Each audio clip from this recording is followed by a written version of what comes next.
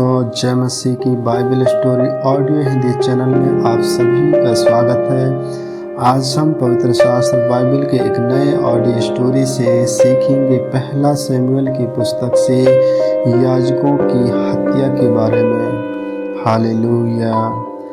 दाऊद वहां से चला और बचकर एदुल्लाम की गुफा में पहुंच गया। यह सुनकर उसके भाई वरन उसके पिता का समस्त घराना वहां उसके पास गया, और जितने संकट में पड़े थे और जितने श्रेणी थे और जितने उदास थे वे सब उसके पास इकट्ठे हुए, और वह उनका प्रधान हुआ, और कोई 400 पुरुष उसके साथ हो गए।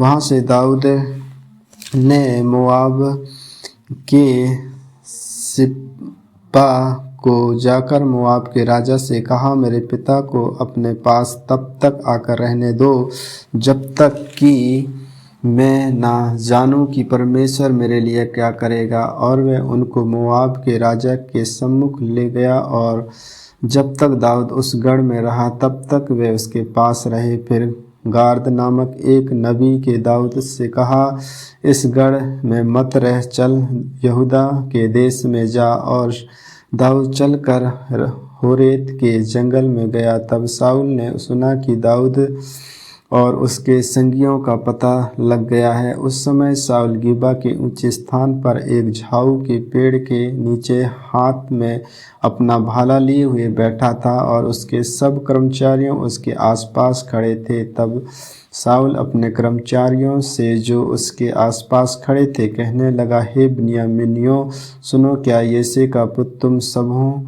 को खेत और दाख की बारियां देगा?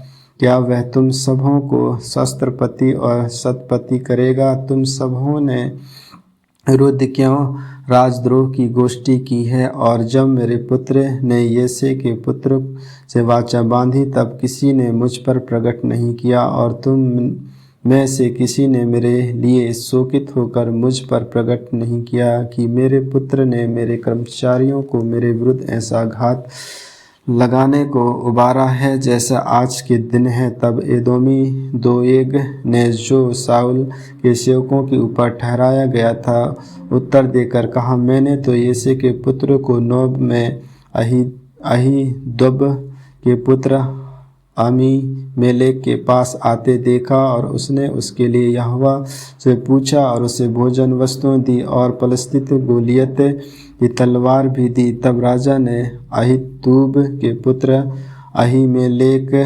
याजक को और उसके पिता के समस्त घराने को अर्थात नोब में रहने वाले याजकों को बुलवा भेजा। और जब वे सब के सब शाऊल राजा के पास आए तब शाऊल ने कहा, हे अहीतूब के पुत्र सुन। वह बोला, हे प्रभु क्या आज्ञा? शाऊल ने उनसे पूछा, क्या कारण है कि तू और यिशै के पुत्र दोनों ने मेरे विरुद्ध राजद्रोह की गोष्ठी की है? तूने उसे रोटी और तलवार दी और उसके लिए परमेश्वर से पूछा भी, जिससे वह मेरे विरुद्ध उठे और ऐसा घात लगाए जैसे आज के दिन है।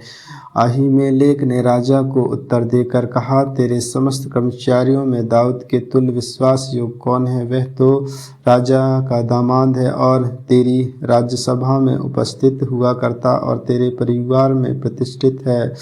क्या मैंने आज ही उसके लिए परमेश्वर से पूछना आरंभ किया है? वह मुझसे दूर रहे। राजा ना तो अपने दास पर ऐसा कोई दोष लगाए, ना मेरे पिता के समस्त घराने पर, क्योंकि तेरा दास इन सब बातों के विषय कुछ भी नहीं जानता। राजा ने कहा, हे अहीमेलेक, तू और तेरे पिता का समस्त घराना निश्चय मार डाला जाएगा। फिर राजा ने उन पहरुओं से जो उसके आसपास खड़े थे आज्ञा दी, मूढ़ों और यहोवा के याजकों को मार डालो, क्योंकि उन्होंने भी दाऊद की सहायता की है और उसका भागना जाने पर भी मुझ पर प्रगट नहीं किया। परंतु राजा के सेवक यहोवा के याजकों को मारने के लिए हाथ बढ़ाना ना चाहते थे। तब राजा ने दोएग से कहा, तू मुड़कर याजकों को मार डाल। तब एदोमी दोएग ने मुड़कर याजकों को मारा, और उस दिन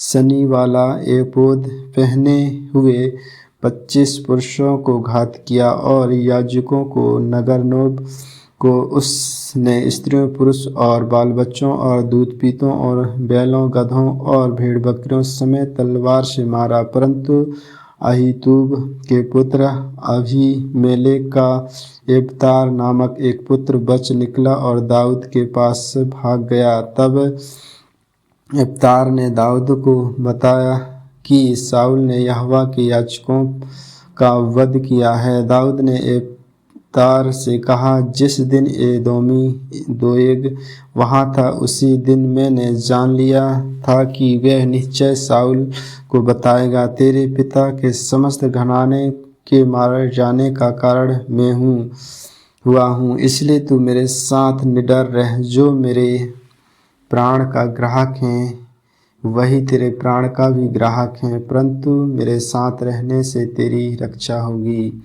आमीन आमीन। परमेश्वर इन वचनों को सुनने के द्वारा आप सबों को आशीष दे। आगे की और भी ऑडियो स्टोरी सुनने के लिए Bible story audio Hindi channel को लाइक, सब्सक्राइब और बेल आइकन को दबाएं। सभी प्रिय भाई बहनों को जय मसीह की।